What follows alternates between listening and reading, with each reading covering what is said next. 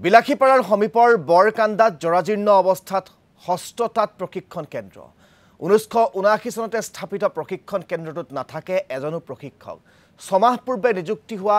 চতুৰ্থ বৰ্গৰ কৰ্মচাৰীগৰাকীৰ বাদে উপস্থিত নাথাকে কোনো প্ৰশিক্ষক এবছৰত এটা দিনতহে প্ৰশিক্ষণ কেন্দ্ৰটোলৈ আহে প্ৰশিক্ষাৰ্থী আনহে নালাগে প্ৰশিক্ষণ কেন্দ্ৰটোত নাই বিদ্যুৎ সেৱাও কেন্দ্ৰটোৰ ভূমিও অবৈধ দখলকাৰীৰ কবলত পৰাত প্ৰতিক্ৰিয়াৰ সৃষ্টি হৈছে সচেতন মহলত এই প্ৰশিক্ষণ কেন্দ্ৰটোৰ পৰা আমাক সবিশেষ জনাব আৰু পৰিবেশও দেখুৱাব আমাৰ নামনি অসমৰ ব্যুৰো চিফ সীমান্ত চৌধুৰীয়ে যি সময়ত হস্ততাঁত শিল্পৰ ওপৰত অগ্ৰাধিকাৰ দিয়াৰ বাবে ৰাজ্যবাসীয়ে বিচাৰিছে বহিৰাজ্যৰ গামোচা যাতে ৰাজ্যত প্ৰচলন নহওক তাৰ বিৰুদ্ধে ৰাইজে মাত মাতি আহিছে ইয়াতে নিৰ্মিত যে প্ৰস্তুত কৰা অসমতে প্ৰস্তুত কৰা যিবা হাতে বোৱা গামোচা আছে তাৰ প্ৰচলন হ'ব লাগে তাক প্ৰমোট কৰিব লাগে বুলি ৰাইজে কৈ আহিছে কিন্তু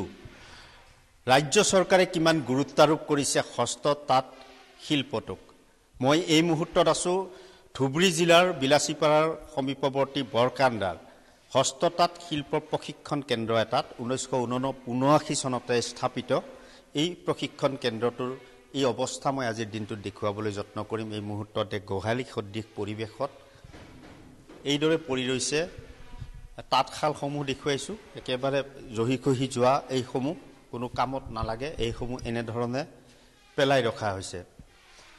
দুখন তাঁতশাল দেখুৱাইছো ইয়াত প্ৰশিক্ষাৰ্থী আহে প্ৰশিক্ষণ ল'বলৈ তাঁতশালৰ প্ৰশিক্ষকো আছে কিন্তু এই অৱস্থা যিটো অৱস্থাত এই প্ৰশিক্ষণ কেন্দ্ৰটো চলিছে দৰাচলতে ইয়াত প্ৰশিক্ষাৰ্থী কিহৰ বাবে আহিব কি আশা কৰি আহিব সেয়াও কিন্তু এক গুৰুত্বপূৰ্ণ প্ৰশ্ন এই দুখন তাঁতশাল আছে এই তাঁতশাল দুখনৰো অৱস্থা মই দেখুৱাইছো এয়া মকৰাৰ জাল আনহাতে এয়া জহিখহি যাব ধৰিছে তাৰ মাজতো কিন্তু চলি আছে 1979 চনতে স্থাপিত হোৱা হস্ততাঁত শিল্প এই প্ৰশিক্ষণ কেন্দ্ৰ বৰকান্দাৰ মই দেখুৱাইছো এই দৃশ্য ইয়াৰ পূৰ্বে প্ৰায় 6 মাহ পূৰ্বে কিন্তু ইয়াৰ অৱস্থা আৰু বেছি বেয়া আছিল এই পৰিৱেশটো আজিৰ দিনটোত কিছু চাফচিকুণ হয়তো মই দেখিছো এই মুহূৰ্তত কিন্তু 6 মাহ পূৰ্বে কিন্তু এই অৱস্থাও নাছিল ইয়াত সোমাব পৰা পৰিৱেশ নাছিল ইয়াত ডেস্ক বেঞ্চ লগোৱা আছে ইয়াত প্ৰশিক্ষাৰ্থীয়ে প্ৰশিক্ষণ ল'ব পৰাৰ ব্যৱস্থা আছে কিন্তু 6 মাহ পূৰ্বে কিন্তু একেবাৰে জৰাজীৰ্ণ অৱস্থাত আছিল প্ৰশিক্ষণ কেন্দ্ৰটো 6 মাহ পূৰ্বে চতুৰ্থ বৰ্গৰ এগৰাকী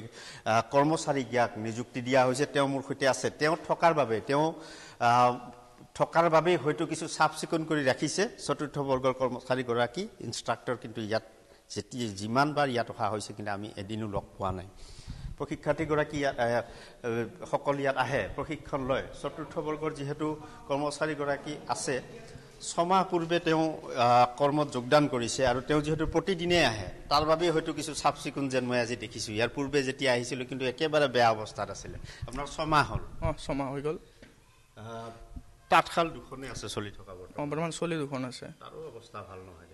অৱস্থা সিমান সেই নহয় আৰু মই আহাৰ পিছৰ পৰা এনেকৈ দেখিছো আৰু মানে চলা নাই বাকী দুখন চলি আছে কাম হয় তাতে সেইখিনি ঘৰতে বিদ্যুৎ সেৱাটো নাই বিদ্যুৎ হোৱা নাই আগৰ পৰা নাই ইয়াতে প্ৰশিক্ষণ যে লৈ প্ৰশিক্ষাৰ্থী আহে নে প্ৰশিক্ষাৰ্থী আহে কিন্তু মানে বান পৰিস্থিতি বা মানে এই বিদ্যুৎ নাই যিহেতু মানে এনে কমকৈ আহে আৰু মানে কম আহে অলপ এনে সময়টো কেনেকুৱা প্ৰশিক্ষণ লোৱা সময় 10টাৰ পৰা আমাৰ অফিচ খোলা হয় 10টাৰ পৰা এটা বা 2টালৈকে চলে আৰু প্ৰশিক্ষণ এনে কেইজন প্ৰশিক্ষাৰ্থীয়ে প্ৰশিক্ষণ লয় এতিয়া এবাৰত 20 জনকে লয় এটা বেচত 20 জন থাকে 20 জন আহে নে সদায় 20 জন সদায় নাহে আহে আৰু 10-12 জন এনেকুৱাকে সদায় আহে নিয়মিতভাৱে মানে মাজে মাজে আৰু নিয়মিতভাৱেতো এনে সম্ভৱ নহয় আৰু মানে বান পৰিস্থিতি বা এনেকুৱা ৰ'দ বা